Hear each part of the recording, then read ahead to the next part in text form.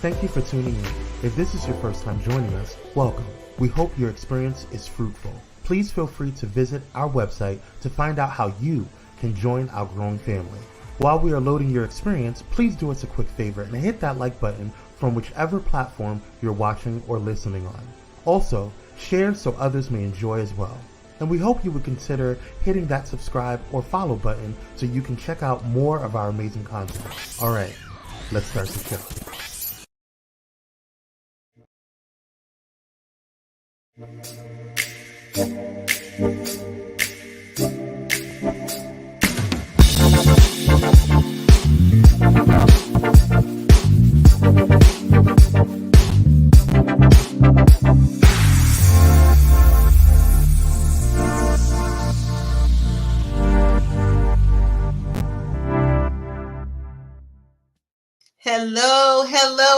Hello, and welcome back.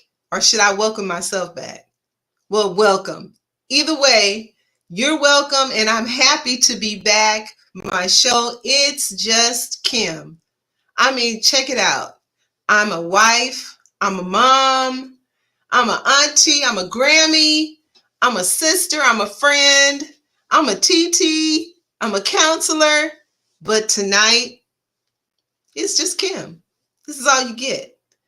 And so I'm excited to be back. I'm excited about my new day and my time every other Tuesday at 7:15 p.m. And in between that, on Tuesdays, you can catch my podcast, Coffee with Kim. That's Coffee with a K. And you can find that on whatever platform that you get your podcast, okay? So if you're in the room, I'm happy. Thank you. Go ahead and hit like and share. Go ahead and invite somebody to the show. I would love to have them enjoy the show with us tonight.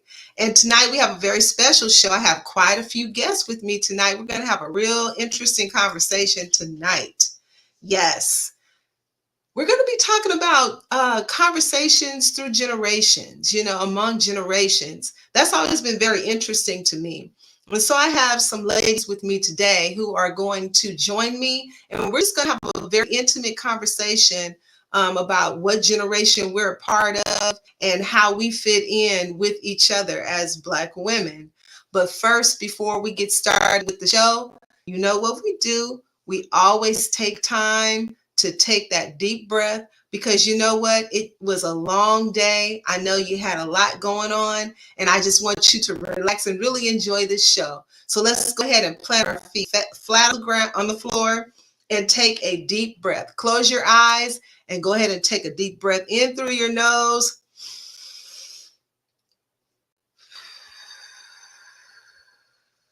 Out through your mouth. Let's do it again.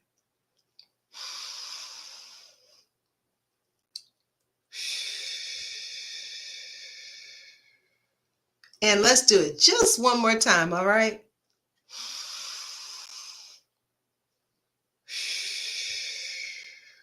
Now you should feel really relaxed. You should feel really relaxed now. So let's go ahead and have mantra time. It's mantra time. Even though we're here 7:15 p.m. on a Tuesday, it's still mantra time. There's some things that I want you to know, okay? So I want you to know that it's okay. Tell yourself it's okay. It's okay to not know everything. It's okay to make mistakes. It's okay to be yourself. It's okay to ask for help. It's okay to have a bad day. We all have bad days some days. It's okay to set boundaries for yourself. It's okay to be less than perfect. It's okay to do what's best for you. And it's okay to say no. And it is okay to say no. Tell somebody it's okay to say no. I want you to know some things I want you to know. I want you to know that you're loved. I want you to know that you are worthy. I want you to know that your feelings are valid. And I want you to know that you are enough. All right. So now you've taken that deep breath, and it's okay, and you know what you need to know. So now let's go ahead and start the show. Today, I want to talk about conversations through generations. And I have several ladies with me today from different generations. And we're only dealing with three generations today. We're dealing with the baby boomers, Generation X, and the millennials. And so we're going to have a really good, interesting, robust conversation today about our differences, our similarities, things that we've been inspired by, some things that have troubled us. I want us to have a real conversation, and you go ahead and put your thoughts in the chat, and we will go ahead and talk about those things. So right now, I want all my guests to come in, these ladies, and we'll introduce ourselves and get the show started.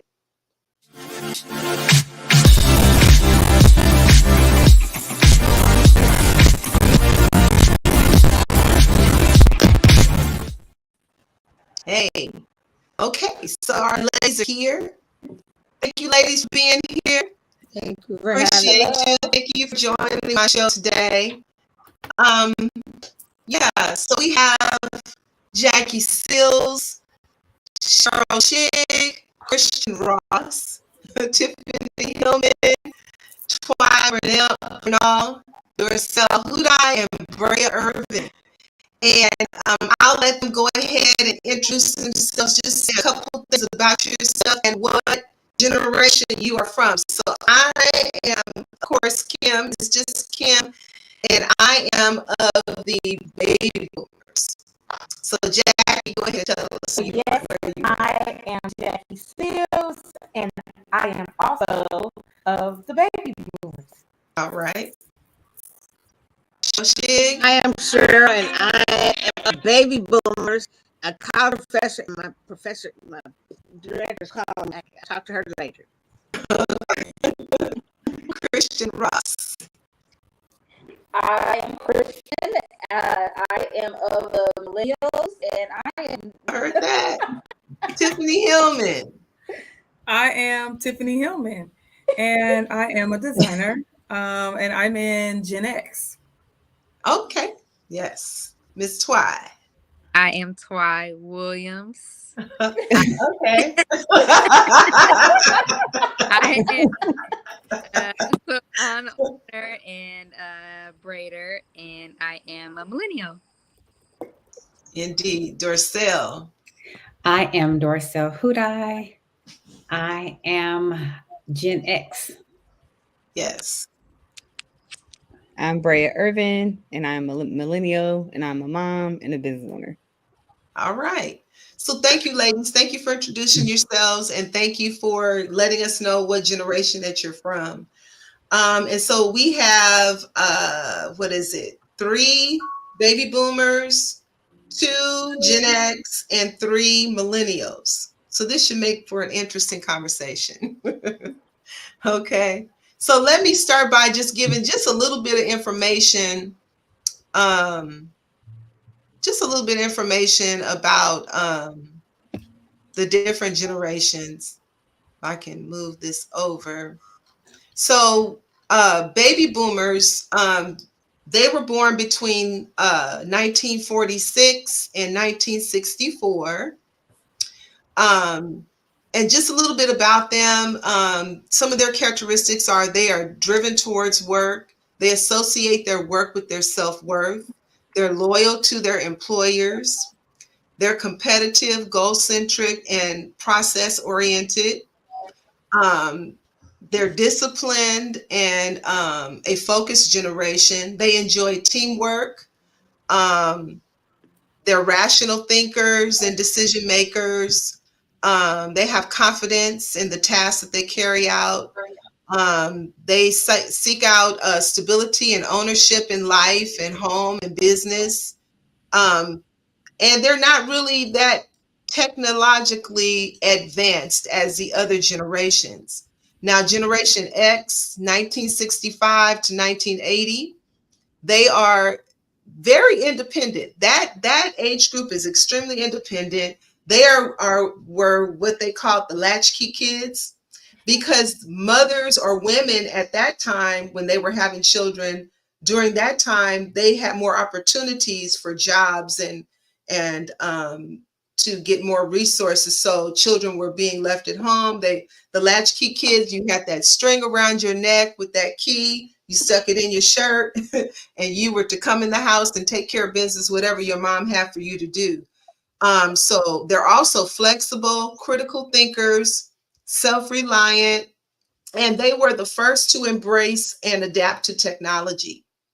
Now, the millennials, 1981 to 1996, they are considered to be more open and adaptive to change. They have a passion for learning. They value social actions and teamwork. They're creative and free thinkers, which I totally agree with. They value meaningful motivation. They're open to recognition and feedback. They have an intuitive knowledge of technology, very intuitive because they were born in that. Technology was already moving when, I mean, they were the ones that had computers in the classroom. They didn't, what is a typewriter, right? Millennials. And they are very apt to challenging the status quo. So that's our millennials. Ask questions that are based on what you know about yourself in that generation that you're a part of. And let me ask you this question, just as a Black woman, what do you think, you know, just based on your generation, what was one of the most significant challenges that you ever faced as either a young person or an adult? As a Black woman, what do you think was one of the most challenging or most significant challenges that you ever faced?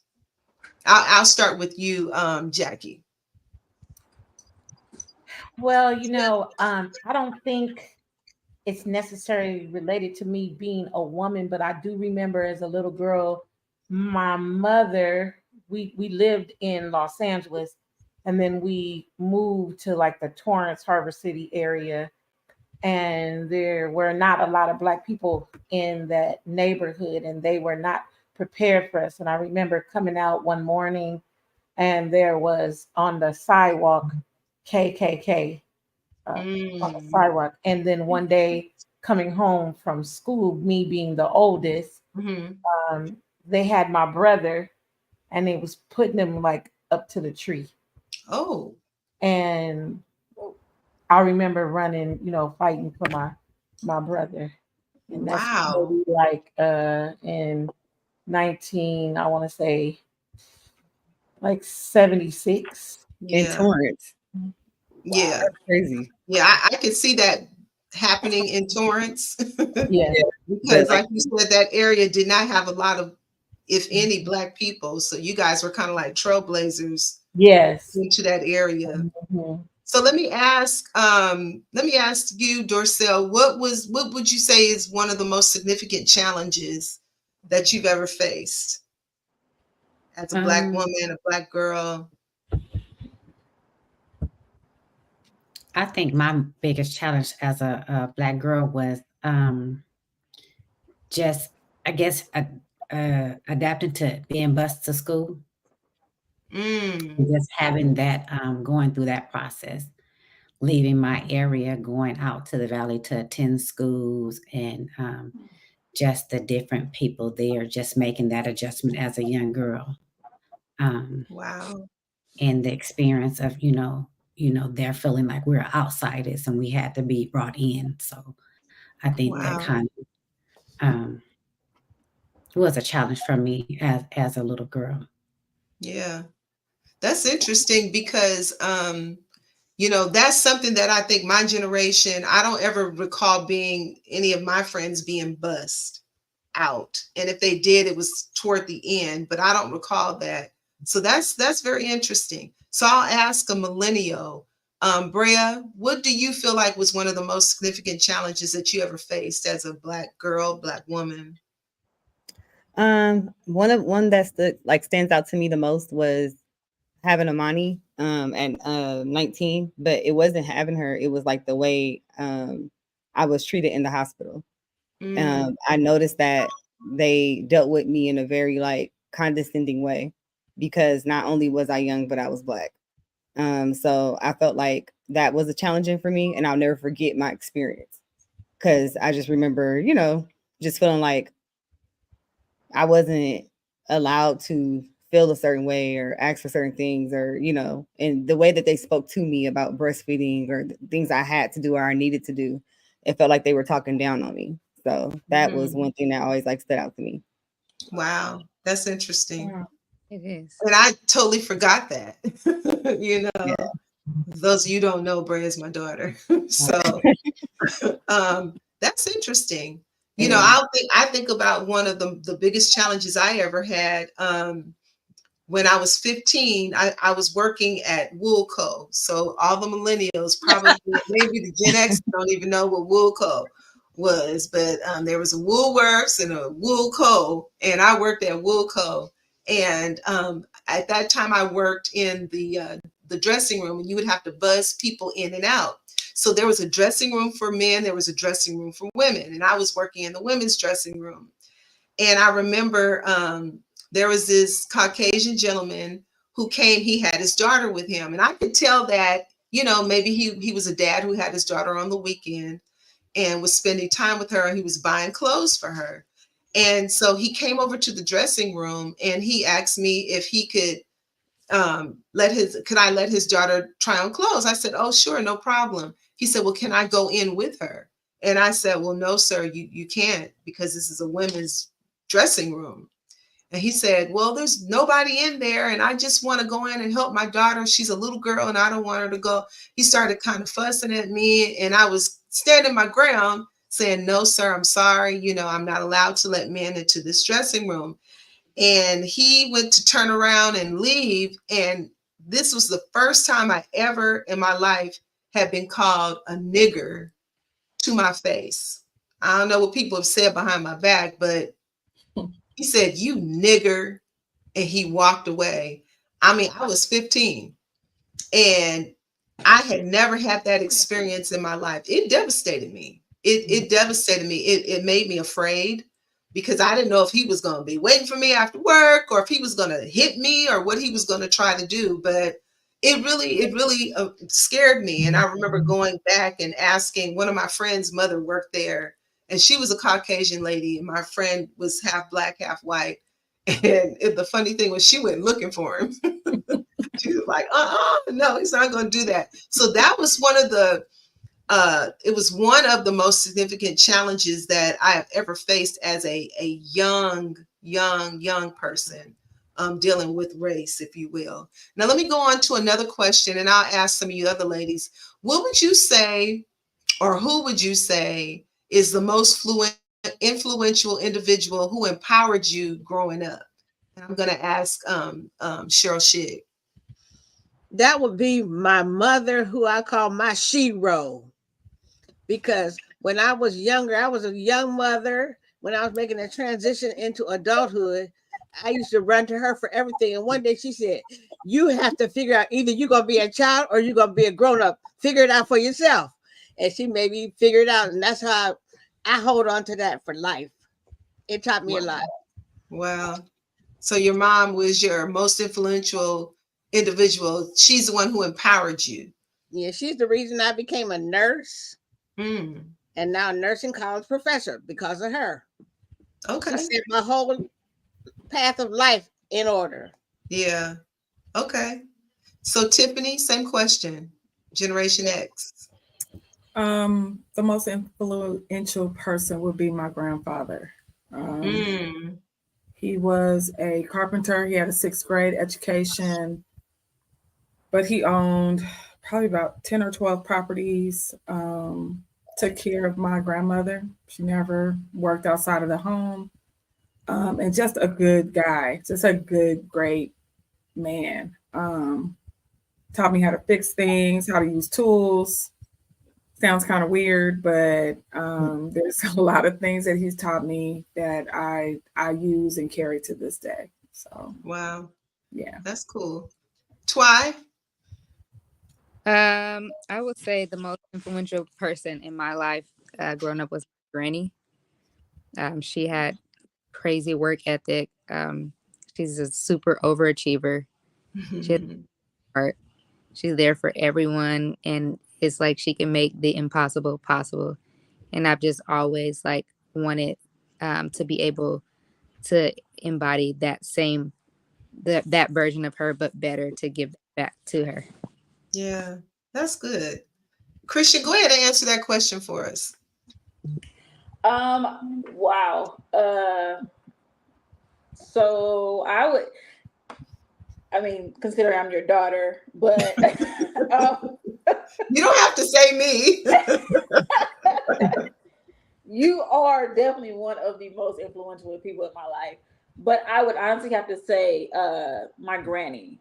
My granny, I didn't realize when she was while she was living, or I would say the younger her, how much she influenced me. And that the way she loved people.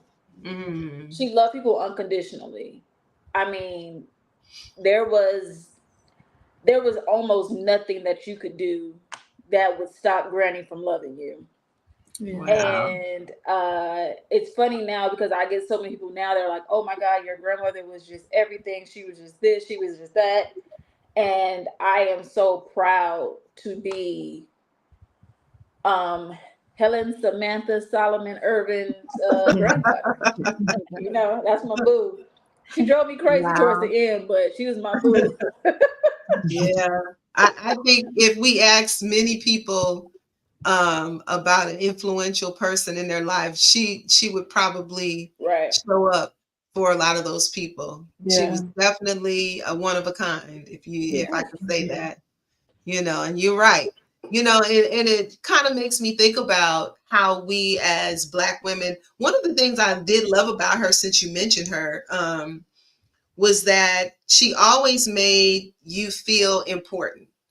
You know, and I know just like as Black women, no matter what generation we are connected to or we're part of, you know, it is so important for us to make other Black women, you know, other people, of course, but just other Black women feel important, you know, instead of, I mean, because if we're honest, we know that there's a lot of competition out there, that, you know, it's, you know, who has the best this or the best that, or, you know, the biggest this or the smallest that.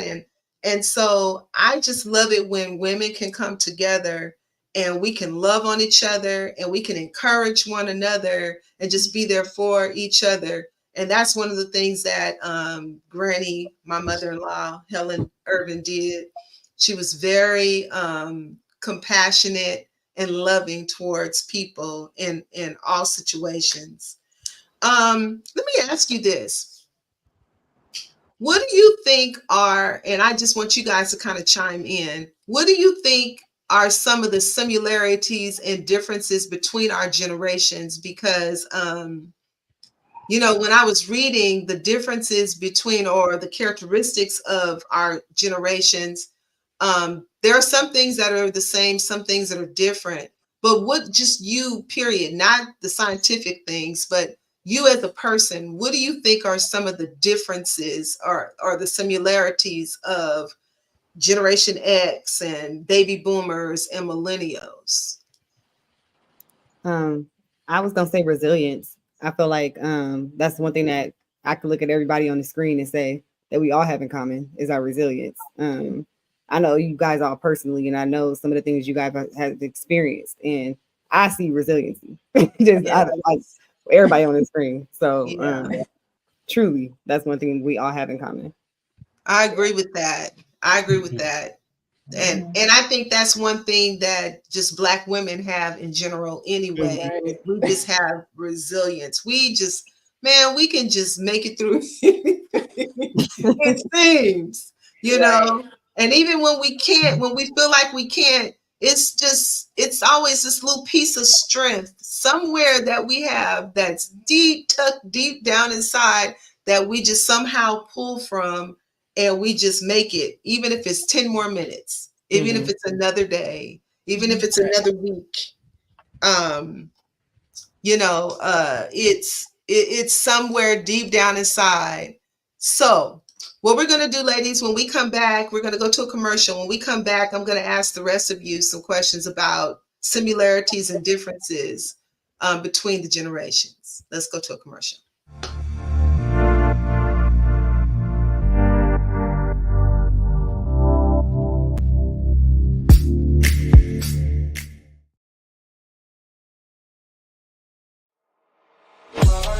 In a world filled with diversity, where radical faith and progressive believers come together, there's a place that's breaking all boundaries and embracing believers from all walks of life. Bullet and Flight Radio, where believers unite, boundaries break, and love triumphs. Step away from the chaos and noise of your daily life. Experience moments for yourself that are calm, serene, and full of peace. A necessary respite to foster growth within you, because self-care should be luxurious. Luxe Noir.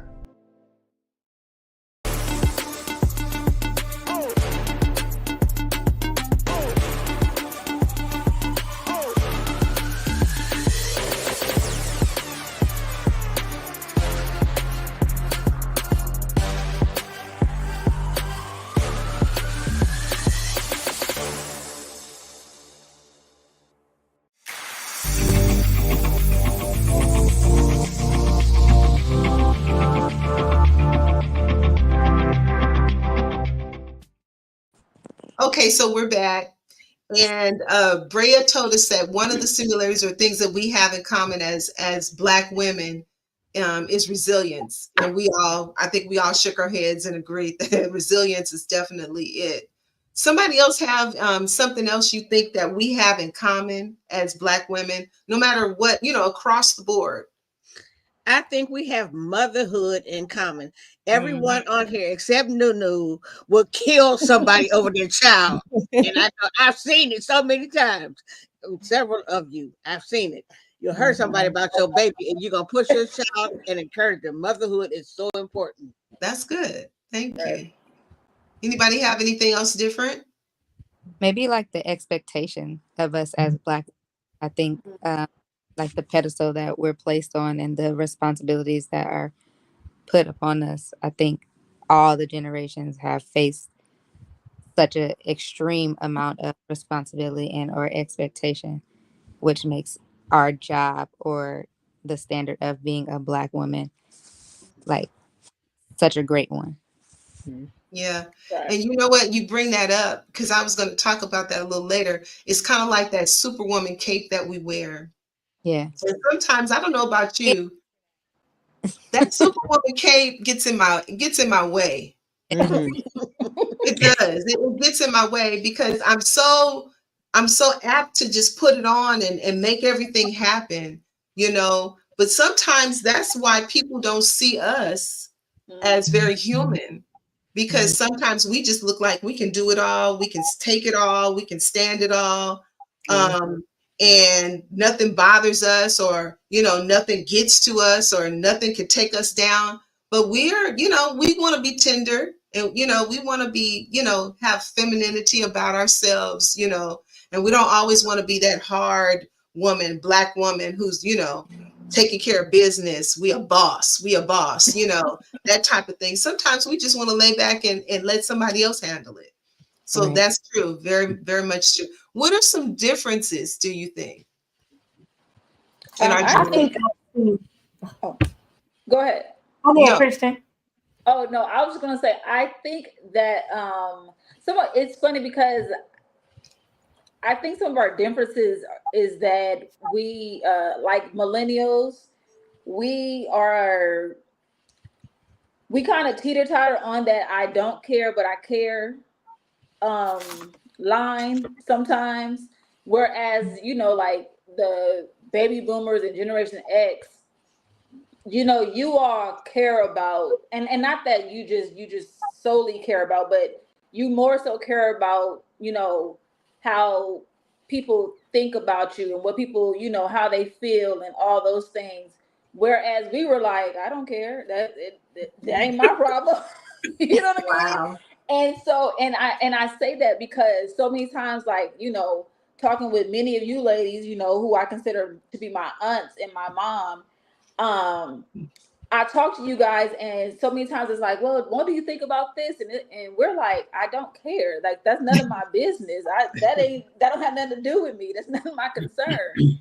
And so, you know, it's like for us, it's like if my job gives me 10 PTO days, I'm using all 10 in the year.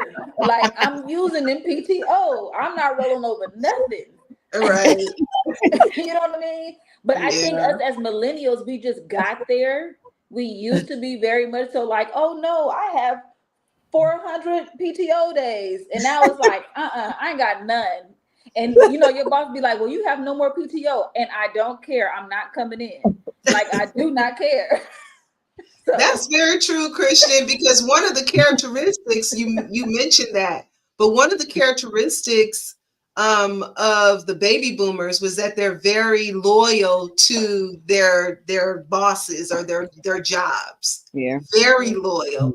You know, and I also want to point out this too, is that the first time I heard a millennial, they were giving me their trajectory on their career. And they said, yeah, I'm getting this job and I'll be there for 5 years and then I'm going to move over. And in my mind, I was like, what? You're going to be there for 5 years? Where you going in 5 years? You know?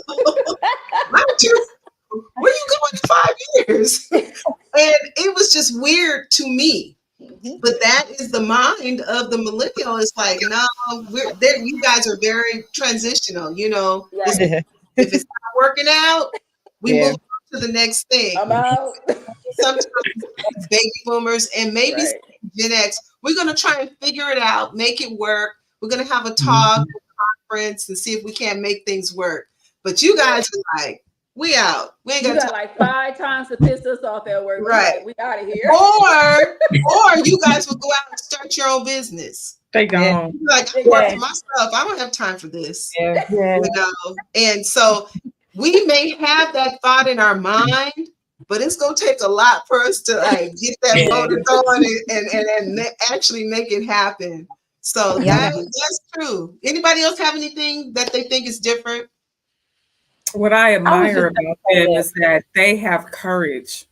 Yeah. They have courage. They will jump up and do something. I remember telling me, well, I've already paid my dues. It's been 6 months. Like their connection to time is totally different. I remember having conversations with RJ, and your time constraints are totally different from ours. Totally. Like we'd be like 5 years, and y'all be like 5 months. Yeah. And we're done. Yeah. And this ain't working, and I don't like her, and I'm out. And on to the next one. They're not afraid. Like, I've never been fired. Never. I know plenty of millennials have been fired. And guess what? They're still breathing and living, and things are great, and they make good money.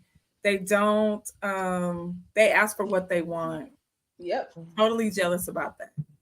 They ask for what they want now instead of waiting. That's very true. And I waited. I left a whole lot of money on the table when I was younger, and I didn't have to. Yeah. I think we all did. I think you guys are more apt to speak up and say, "Well, I think my raise should be this much." Right. Whereas, you know, maybe one of us may say, "Oh, okay, well, okay, I'll take it." Or even going into a new job. You know, they say, well, this is the offer. And we never say, oh, okay, well, I want to counter that. You know, I think I'm worth more. You know, that's not something that our generation has done in the past as much as maybe the millennials and probably some of our Gen X as well. We Gen X is a whole different story. That's a crazy generation right there.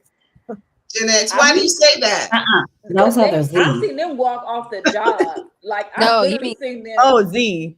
Those Oh, are Z. Z. Oh. Oh, Those no. are Z. Yeah, that's what I'm That's sorry. not That's us. what I meant. Oh, okay. I was like, what? Why do you say that about the Gen X? No. I'm talking about Generation Z. They will. I have literally seen them walk off a job like, "Oh, you got the wrong one today, Right. and I'm leaving." Okay. And I was like, "Oh, at least I I try to give you 2 weeks. You know what I mean? I try to have a little conversation with you." They Baby, say it's generation. not gonna take you 2 weeks to fire me, so I got to give you 2 weeks. Yeah. That's what they say. You know that the Gen Zs, that's a whole nother show. That's a whole nother show. Right. I don't even think we could take it if we had a Gen Z here tonight. That's gonna be a quick show. Yeah, that's like I don't have time for that. Okay, Yeah. Megan, can I say this on the downside to that about millennials? The fact that we're so like, oh, on to the next. I think it's transcended into our relationships, and I don't think that's a great thing.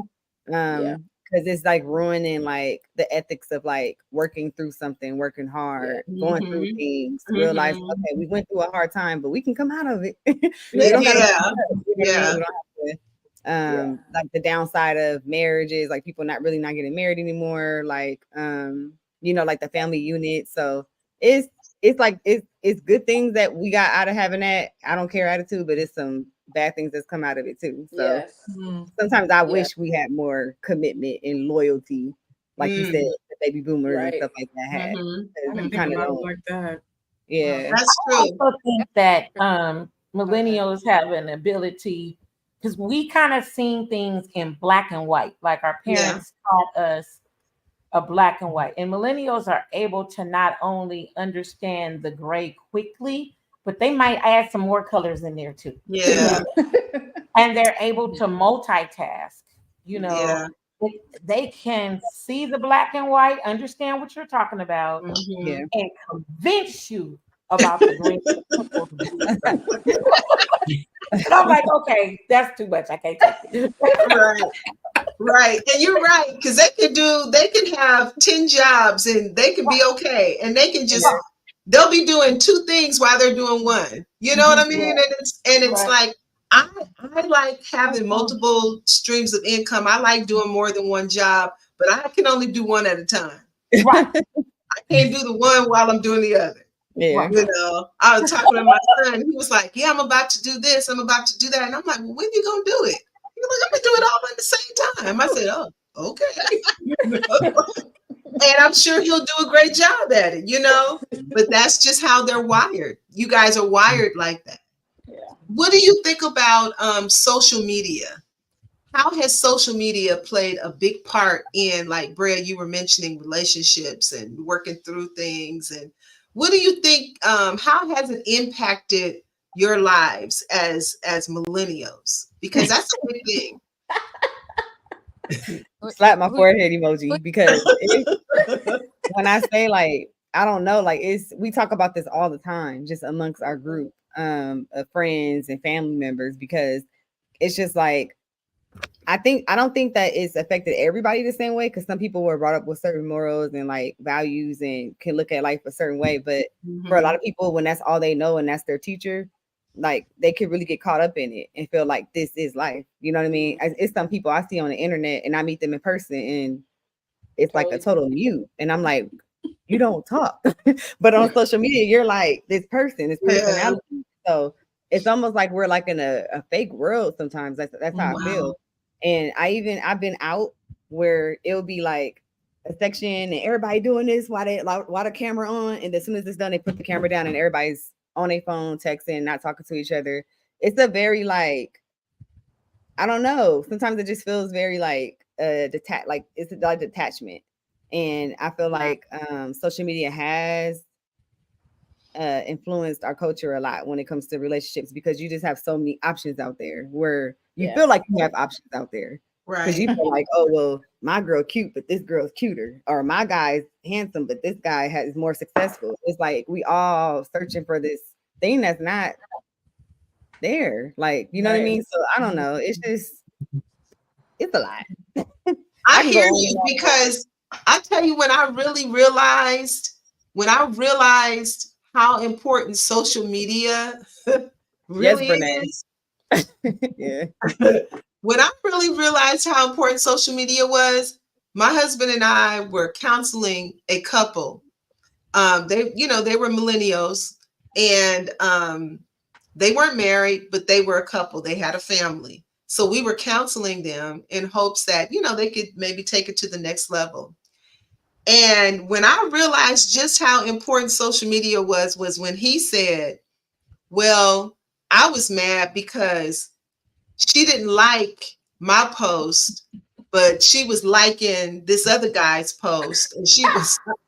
And and I'm sitting there like, in my mind, I would hope my face didn't tell it, but I'm sitting there in my mind, I'm going, are you kidding me? She is like, and I thought about all the times that I blew past my husband's post and I blew past my kids' post, because I'm just, I'm like a troll. I'm just trolling on, social media. I'm not really like, I'm just moving. And I'm thinking, this is really a thing. And then I remember one time when someone got mad at me because I didn't like a post. And I said, oh, wow. And then I was talking with some other millennials and they were like, there is like some social media. I mean, etiquette. It's etiquette, and when, you just can't be blowing past people's posts. You got to like it and love it and do all that kind of stuff. And I was just like, wow, social media is a real thing. Because when Facebook first came out, it was like something you could take or leave. Mm-hmm. But as it progressed, it's its own life form, and so, it's an important thing. I'm gonna tell you why I joined Facebook.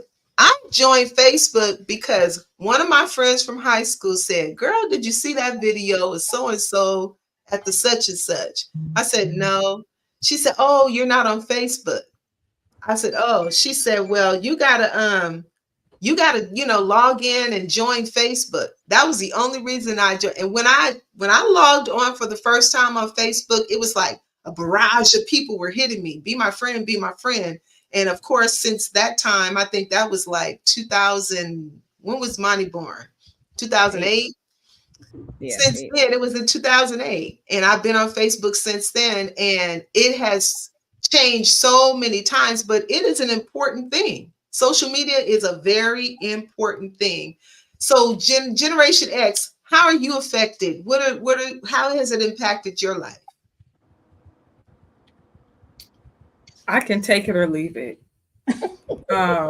Quite honestly, I have the worst. I don't answer anybody. I post whatever it is and I'm out. Like I said, I'm not liking or loving. I see it all and I let it go. I can't spend all because I'll get lost. I'll get lost sitting there scrolling, staring, comparing.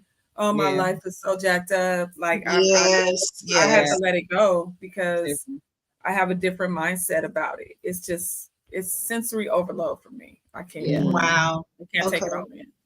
That's a very interesting take on it. So we are down to our last 5 minutes. I've had so much fun with you guys. But listen, I want you guys to answer this question. I want this question answered by everybody. Okay. So what do you wish the generation, millennials, it's only going to be the generation before you. But what do you wish the generation before you would do differently?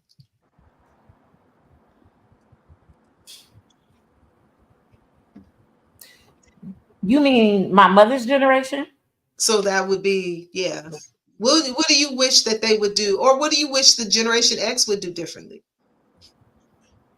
Well, for my mom's generation, I wish that I was brought up that you were seen, not necessarily heard. Mm. And you do what I say, not what I do. So I wish that could be tweaked a little bit. Okay. And in my generation, I tried to say, well, I'm gonna tell my kids, you're able to say anything you want to say respectfully. Now I want to take that back. Can you mold a little bit of that, please? Just Right. I don't want to know. All right.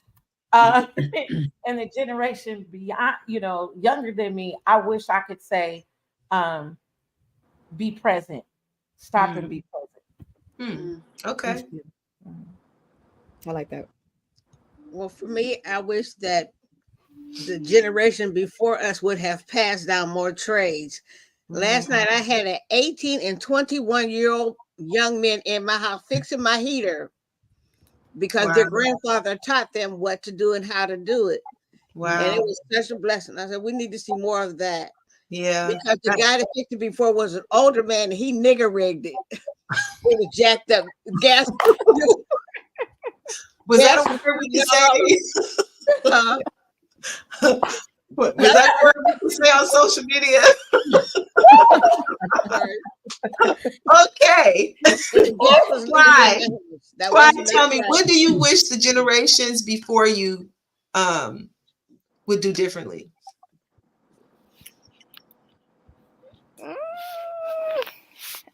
I would say be a little bit more open-minded. I don't know if anyone said that already. No, I got kicked out, but yeah, just be a little more open-minded to what to the way or the new way that we do things. I know everything. Sometimes we have a crazy way of approaching things. I know I do personally. I know my mom, of all people, be looking at me like, girl, are you crazy? Yeah. Like more oftentimes than not. Okay. And sometimes I'm like, Mom, just trust me on this one, or just go with it, right? Just go with the flow. And she's like, no, you're insane. So I think it's like just being a little bit more open-minded to the way that we approach things. Dorcel, what do you wish the generation, the millennials, what do you wish they would do differently? Listen. Okay. No, well, I can't say that because I do believe they listen. They just listen in their own time and in their own way.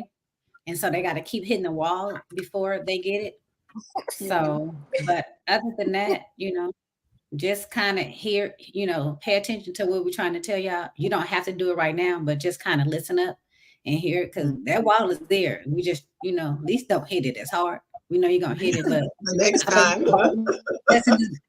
One of my old sayings is about lesson is better, it's better than a taught lesson. So yeah. Christian, what do you wish the baby boomers? We'll give you one because we got to move.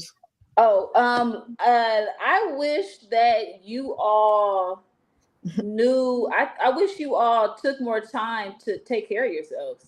I wish you guys took more vacations. I wish you took more risk with taking vacations. Splurge, enjoy it. I mean, because you can't take it with you. And I mean, do you really want to leave it all to your kids? I mean, no. Yeah. We don't. That was good. That's really good. What do you wish the millennials would do differently? Who? The millennials. I'm with Dorcel. Listen. Okay. You don't have to stub your toe every time. Just, okay. Yeah. Brea, what do you wish because I feel like you guys are very close in age with a lot of the Generation X folks that you deal with, but what do you wish that the baby boomers would do differently? I mean, they kind of touched on it already. I think between Twy and Christian, they kind of touched on it as far as Twy saying just be more open-minded to, like some of the newer ways that we're doing things. And but then also, I don't mind like when y'all come in and tell us like, no, you tripping or do this or do that, because we need it sometimes. So don't be afraid to like let us know when you see it slipping. Yeah. Like don't be afraid to when you see our slip showing, like slip showing, like you know what I mean. Don't be afraid to just and that's for all you guys. Minister Seals, if you see me at church and you know what I mean, like don't feel free. Like we're not going to be like we don't want you saying anything to us. We want it. We need it. Right. pull me to the side. But And don't do it that's in front big. of other people. Don't do it in front of other people. And Yeah. don't, Yeah. Well, yeah, Yeah. approach we is gonna come everything. for you, but you know, we cool. Approach is everything. I'm not giving permission to be like, hey, you know what I mean? But But you know what? When you say that, I'm thinking about the fact that I think that the millennial generation is probably the first generation that I have heard say, well, if you want respect, you got to give respect. Exactly. Because in our generation, I'll say for the baby boomers, it didn't matter if the older folks respected you or not. You just did whatever, you know, and you kept your mouth closed and you just followed directions. But it's different. It's a lot different with your generation. So I appreciate that. I appreciate the fact that you say take care of yourselves, go on more vacations, because that's one thing I'll say you guys do. You vacation. You guys go out of the state, the country. You do that, and I admire that so much. So I just want to say thank you, ladies, for being here today. And I want to follow up with you. Maybe we'll do this again and just talk about. I had so many other things that I wanted to talk about, but I appreciate you for being here and being transparent and open and talking about things. And it was another question I had about marriage, because when I did some research, baby boomers got married in their 20s. Generation X got married between their late 20s and their 30s, and millennials 30 plus, or they not doing it at all. Okay, Nunu. Right. Over 35. 35 years old, at 35 years old, I already had like 10 kids and a house. So, it's a huge difference. And I think it's a lot that we can all learn from each other. Most definitely a lot that we can all learn from each other. And so I'm always open to hearing and learning from all generations, actually, because every generation has something to offer us as a society. And thank you for being Black women that are encouraging to one another. And that's really what I want to promote, is that we as Black women can encourage, love on each other, support each other. And we got to go because we're going to get charged for overtime. But thank you. God bless you. And we'll see you the next time. bye.